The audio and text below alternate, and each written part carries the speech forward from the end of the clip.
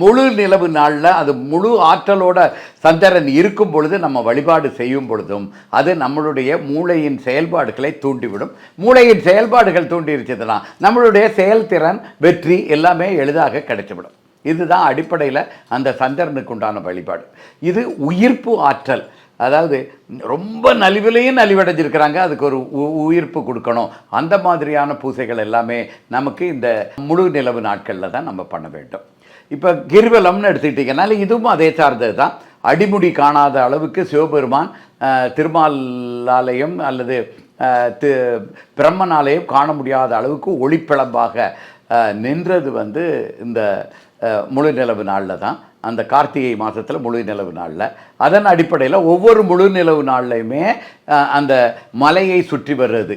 ஏன்னா மலையை சுற்றி வருவதுங்கிறது திருவண்ணாமலையில் மலைங்கிறது ஒரு மலையாக இல்லை, சிவபெருமானே மலையாக அங்கே அமர்ந்து இருக்கிறாருங்கிறது தான். அப்போ மலையை சுற்றி வர்றதுங்கிறது மலை மேலே இருக்கிற சிவபெருமானை கும்பிடுறதில்ல, மலையாகவே இருக்கிற, மலை வடிவாகவே இருக்கிற சிவபெருமானை சுற்றி வர்றது அந்த முழு நிலவு நாளில் அந்த கிரிவலம்ங்கிறது தொடர்ந்து நடைபெற்று கொண்டிருக்கிறது.